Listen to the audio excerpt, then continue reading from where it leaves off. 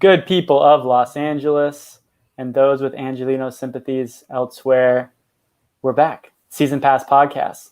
Josh Gross is over here. Ryan Wallerson is over here. On my left, on my right, I'm in the middle. We are defying the things that hold us back during quarantine, the things that hold us back politically as a nation, and we are recording our damn podcast.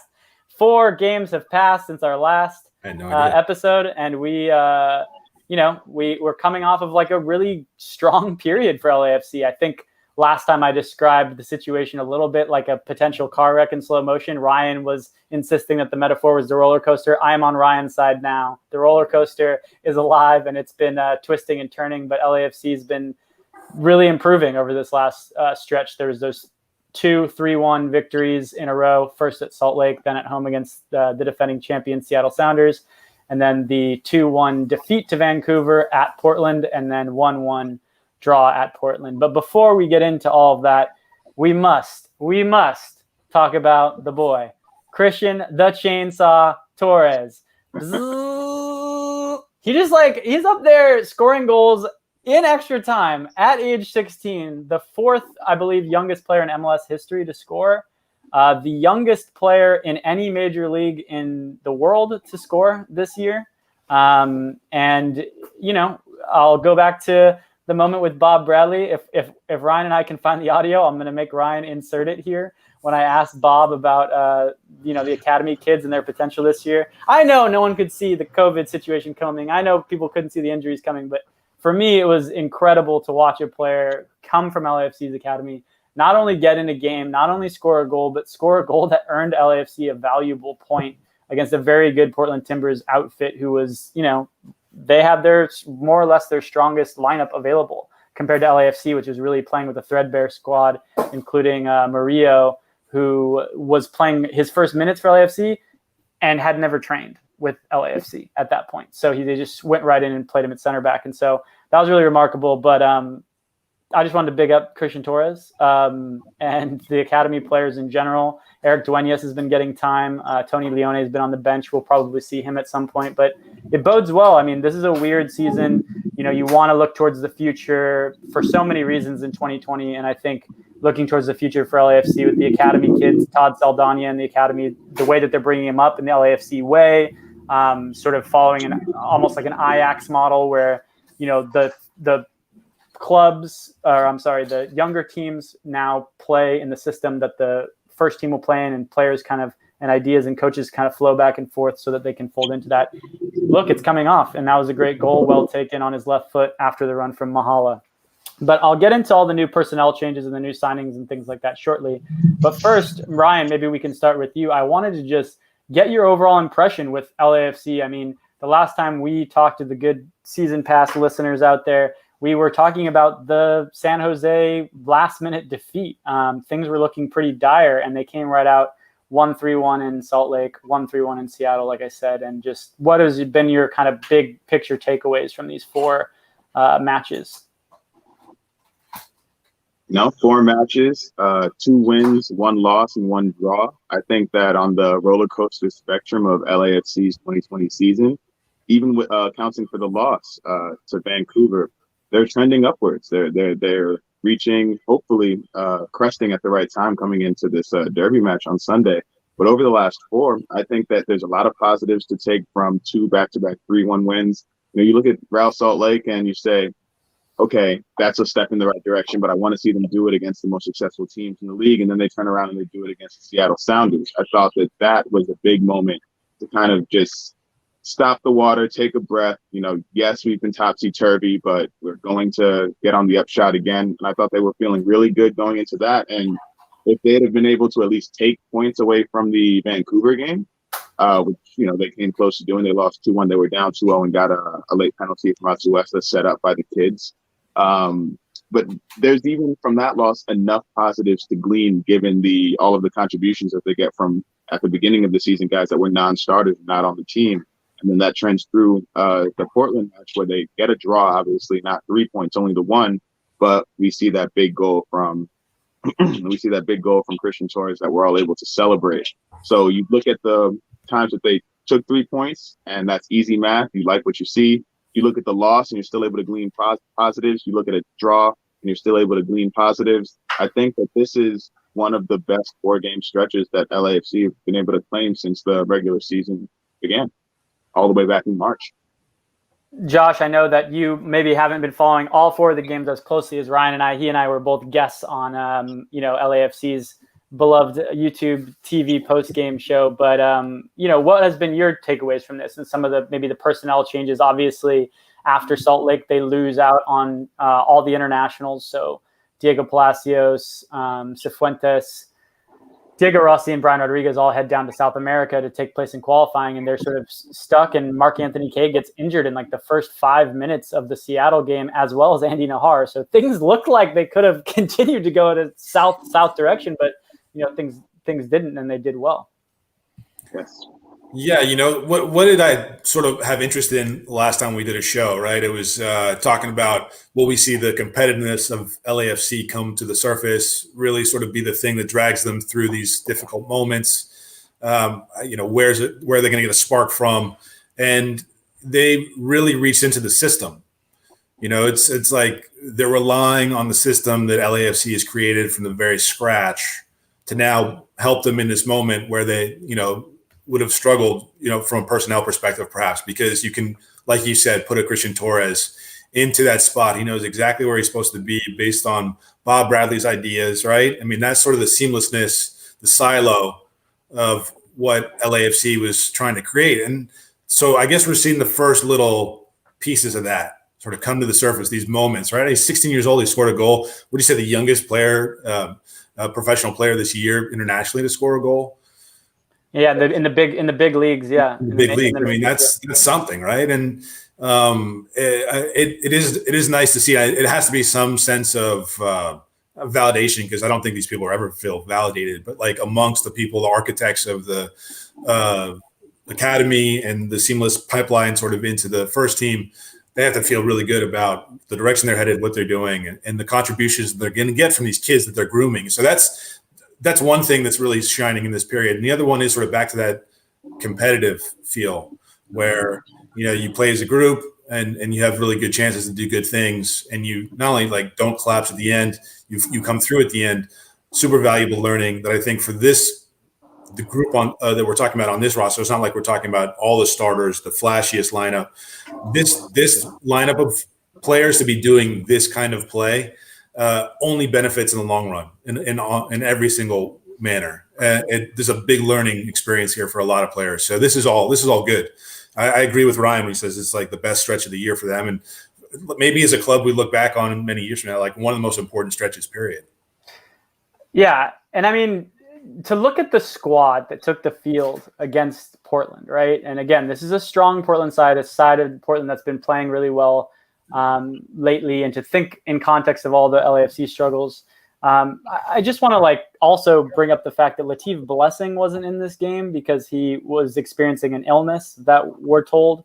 We had, of course, Tristan Blackman, who has been out now for a while, and Carlos Velo, who's been out now for a while, and Mark-Anthony Kaye, who has been out for a while. So you have 4 key injuries. You have 4 international players out on duty. That's 8 out of probably your starting 11 or thereabouts. And a lot of these other guys that you're seeing in there are newish to the team. Like it doesn't look on paper like these guys stand a chance in this one.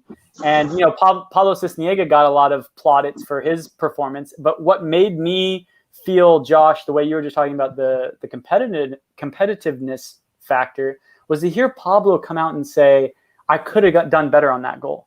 To hear him come out afterwards, in the interviews, no one else said accountability. Yeah, he was like, I know I probably could have done a little bit better on that goal. Yeah. And the desire to still push it, even though, you're missing. I think LAFC deserves credit. And we talked about Bob Bradley maybe having some of the responsibility coming on him to get these players mentally ready. But I also want to give credit to LAFC for not, complaining or letting all the absences be an excuse. These 4 games could have easily all just been easy losses. And not a lot of people could come back and say like, oh, LAFC really needed to win all those games. It's like they didn't have anything semblance of their starting strongest or even I would argue that this was mostly a C team thing, especially the last 3 games. Of course, in Salt Lake, they did have those international players. So, Ryan, are there any other players? Cisniega comes to mind in that last game, and of course Mahala, who we'll get into shortly. But are there any other players who sort of stuck out in this period for you beyond the academy?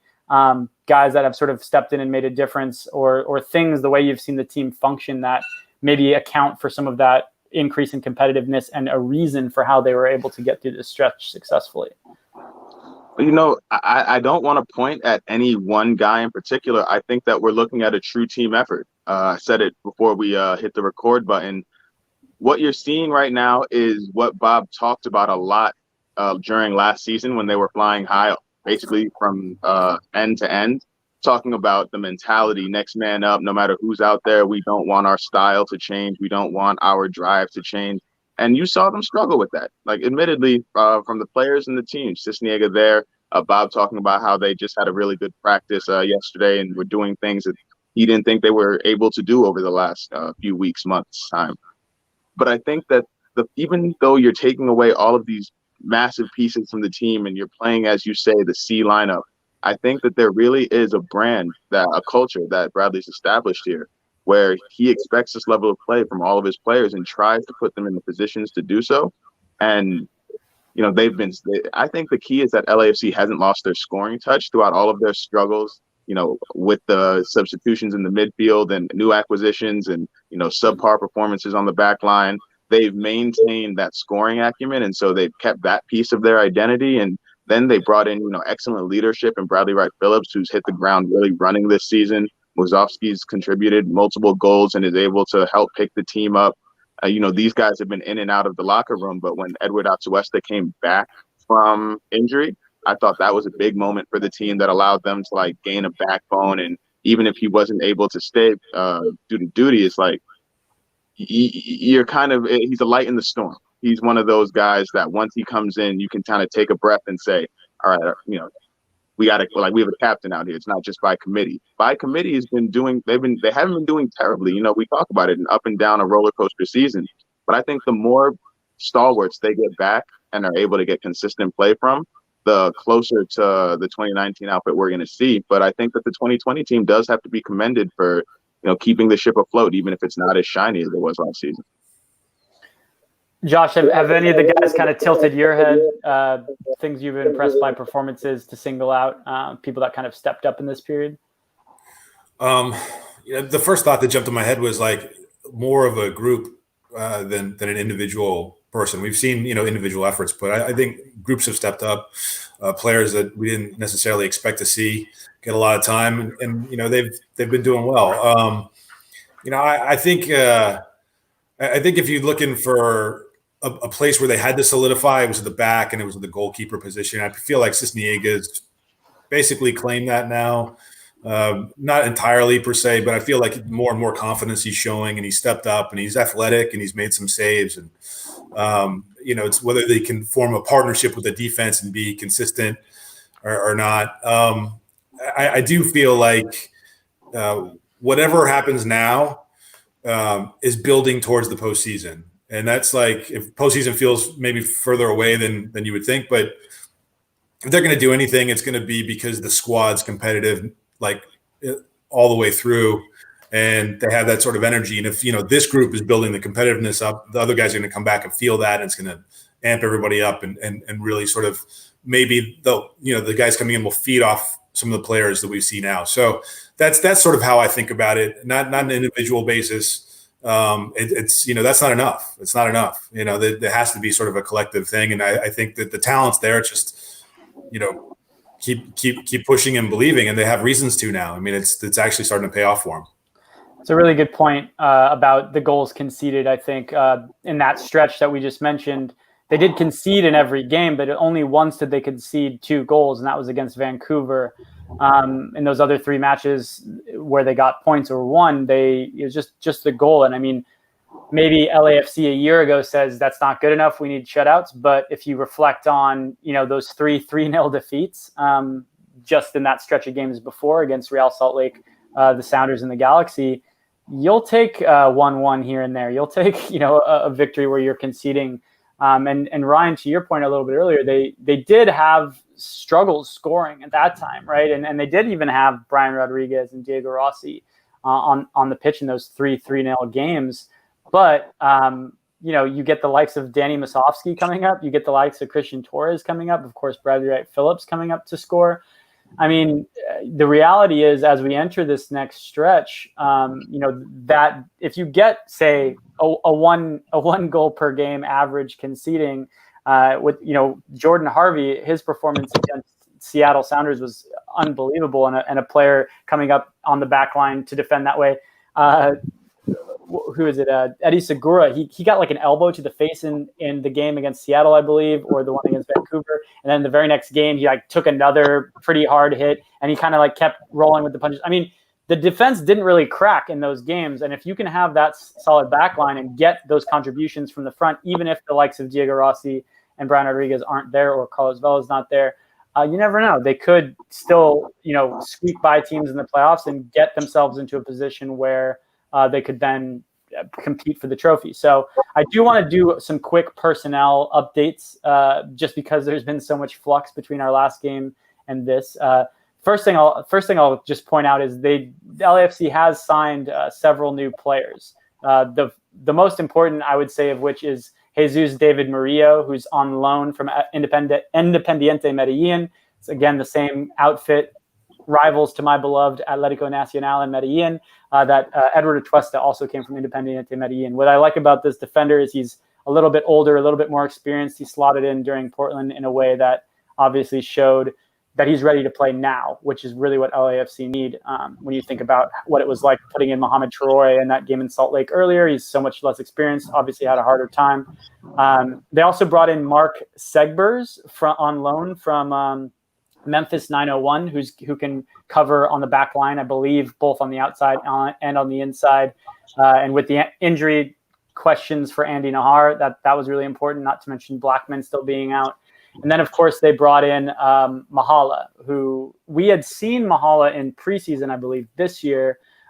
He's from Ghana. He's part of an academy there that LAFC now is a partnership. And he looked, for all the world, like a dangerous, full-blown, like no-nonsense attacking threat in the minutes that he's had. And he's a really exciting injection that I think LAFC on the front line needed at this time. So you've got those players coming in. And again, some of those players I mentioned that were injured or sick, the likes of Latif Blessing, who has had some sort of illness that it's not COVID apparently, but has kept him out of the last game and out of training. Is he going to Brazil?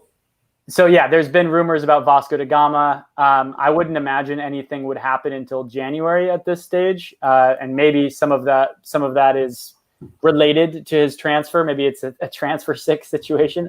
Can't really say definitively on the rumors there. It would seem a little strange for him to go to Brazil, although I've heard there's issues with someone in his family with a visa situation.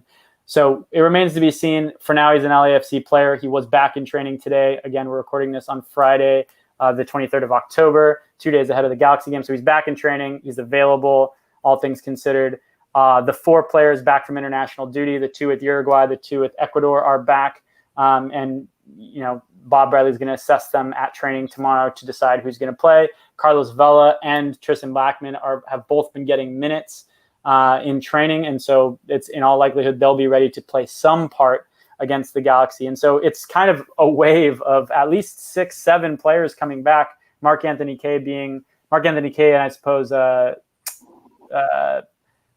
Nahar being the main players that are still going to be out. So there's a lot of personnel sort of shifts for LAFC, but it does sound like they're going to have a ton of players available. And again, knowing that you can rely on some of these other guys in this period is really important. And even if some of the players we just mentioned don't get as much playing time, you can rest assured that some of the guys that have been playing, maybe Edward Atuesta, as I think Ryan said, deserves special mention for how he was able to come back from injury, captain the side, and he's sort of maybe him and Cisniega and Segura, the linchpins of the team right now. Bradley Wright Phillips, of course, could be part of that conversation. Yeah. But I was gonna throw an honorable mention from my man BWP. Yes. Yeah. So I just said a lot of names and a lot of nonsense, and I did want to just add in that Brian Rodriguez and Brian Rodriguez and Diego Rossi, we just found out, did get called into the Uruguay national team for 2 matches against Brazil and Colombia in qualifiers. So in all likelihood, they're going to be out again too. It looks like, from the look of it, they're going to be around for at least 3, if not the last 4 matches that they're about to play down the home stretch. But if they're gone again, who knows? The first couple rounds of the playoffs, perhaps they're missing these 2 DPs again. So these personnel swings in 2020, they're just seemingly going to keep swinging, as nice as it is for LAFC to get these guys back. But I just threw a lot of names at everyone, all the listeners, and a lot of moving and shaking. If you guys have had a hard time keeping up, don't worry, we all have. I'm sure Bob and his staff have also, had to struggle in trying to keep everything in order. But all things considered, going into your big match against the Galaxy, you're going to be happy you've got a big player pool to choose from. So, maybe Ryan, do you want to just sort of make any observations from the movings and shakings and the signings of these players for LAFC and what it might mean for this home stretch in the playoffs? Well, I think that you said a lot of names, but there's one name that you said that's probably ringing through most of LAFC Nation's heads right now, and that's Carlos Vela being available to return for some part of this Galaxy game, getting minutes in practice, and then, moving forward, being able to be a bigger and bigger part of the team.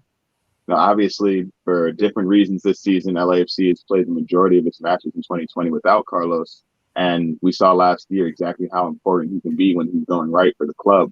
So it kind of feels like everything is just being held down in a storm, waiting for the team to be at full strength again. And even though that's not going to be the case with the news of the call-ups for November, with the 2 Uruguayan cats, Rodriguez and Rossi, that if healthy, Vela's going to be back on the pitch. And I think that that's going to inspire a lot of confidence throughout the team. Because, talk about the impact that Atuesta had returning to the midfield and being able to, lead the team as captain.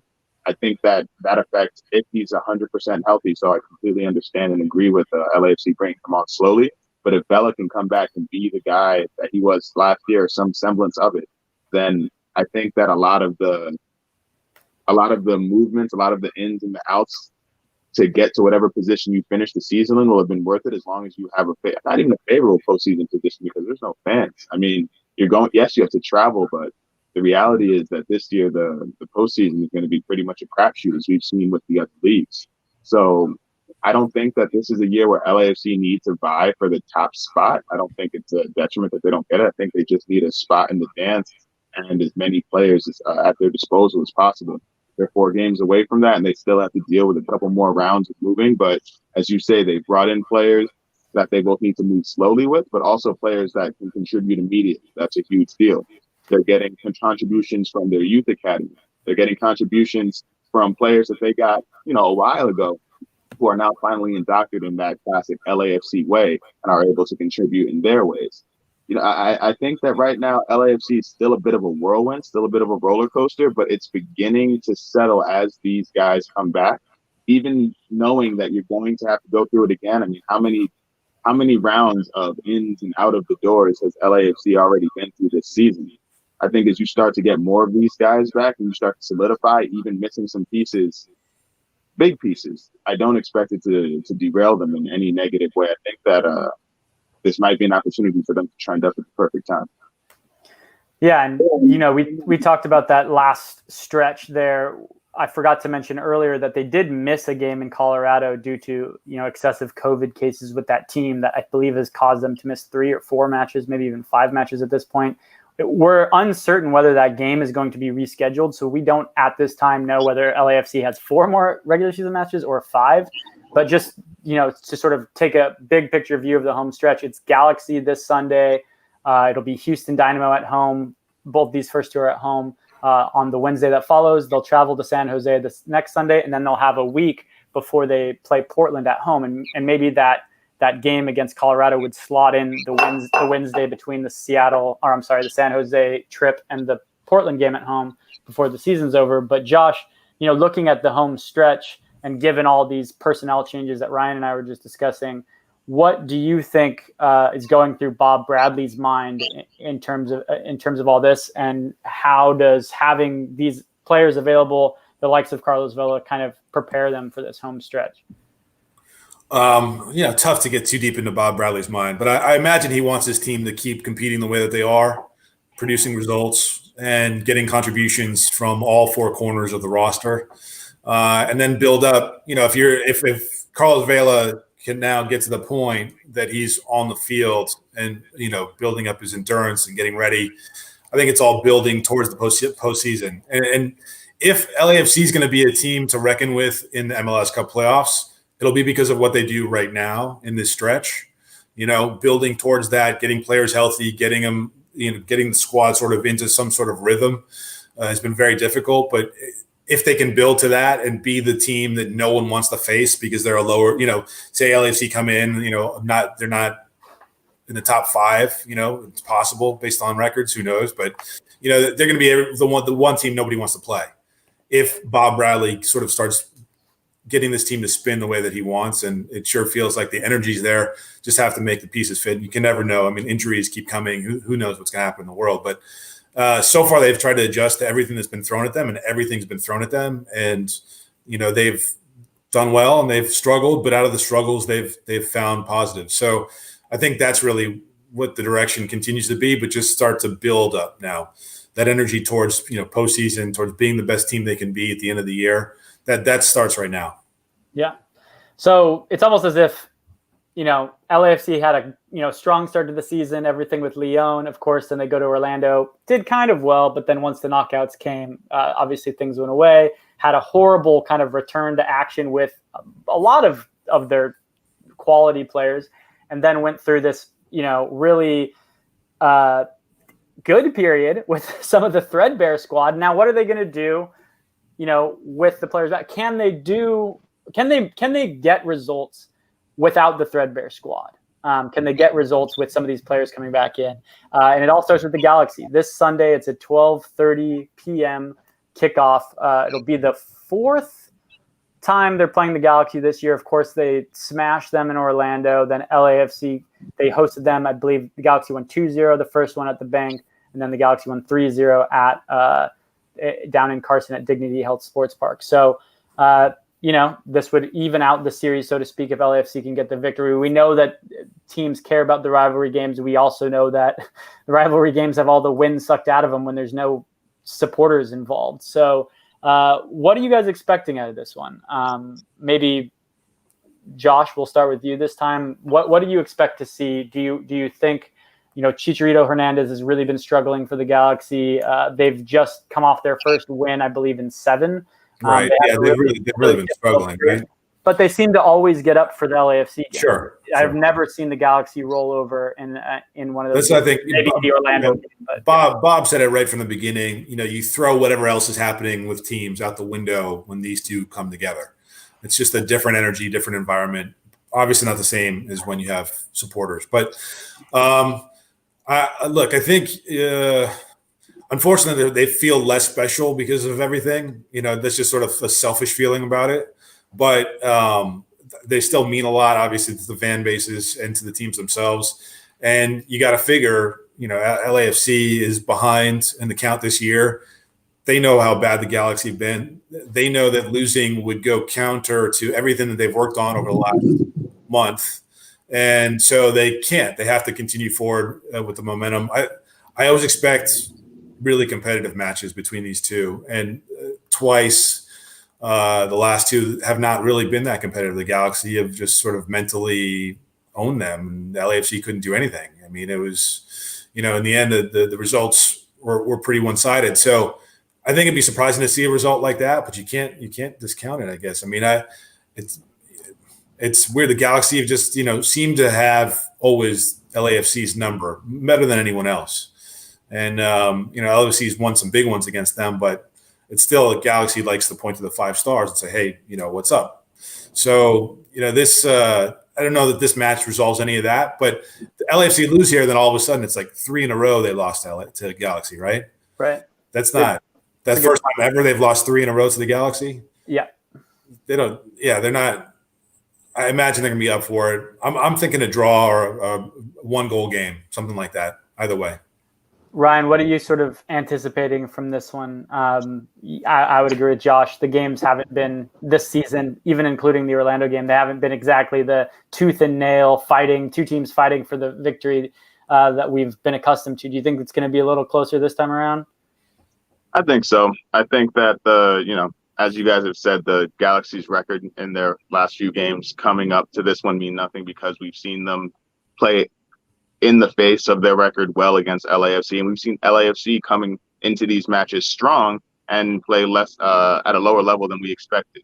I don't think that they're going to get caught off their front foot. I think that they're mortal this year, and they know that they're fighting for their livelihood in a way that they weren't last season, really, at any point. Every point matters. The supporter shield obviously was something to chase, but they were battling against themselves more or less. Now they need every point. They can't let games slip away. They're on an upward trend, but there's not too much track left to this coaster.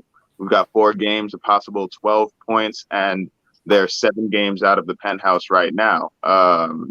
Seattle has 32. They have 25. LAFC is 25, and then you've got SKC and Portland in between with Portland tied with 32, SKC with 30.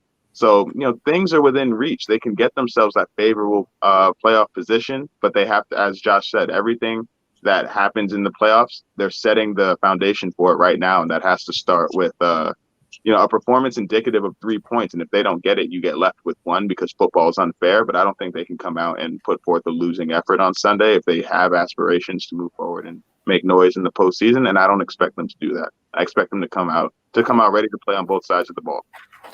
It's a good point to bring up the table, something we consistently forget in this season, so much so that the Supporters Shield may or may not still be awarded based on yes. Yeah, who knows what they're doing with that. The reality is that LAFC is sort of hilariously right smack dab in the middle of the table in terms of points because they are only 7 points away from Seattle at the top of the Western Conference, and they're only 7 points above the Galaxy, who's sitting at the very, very bottom. So they're exactly in the middle, even though they occupy, I believe, the 4th position of those. So, yeah, you're right. 4 games. I mean, if LAFC could just lose all those games and be at the bottom, they could win all those games and be at the top. Then, there could be the mixed bag and sort of weave their way into the middle somewhere.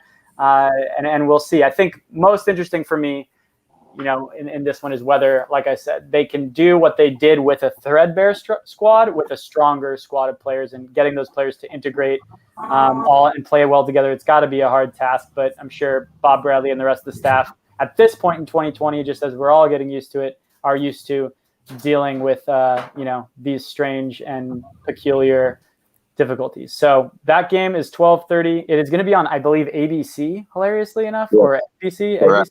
It's like on ABC. Channel 5 or whatever. It's one of the top those. ABC. ABC. 12:30. So it's a big marquee game. I hope for the sake of the league that we actually get some good football, which has really been hard to come by in MLS this season. But it's been entertaining to watch at least this squad closely. And for all the black and gold faithful out there, definitely one to tune into. I'm sure they'll be excited for it. So for Josh Gross, Ryan Wallerson, I am Al Dwyer, and we are going to be taking our next stop at the Galaxy. Peace, y'all.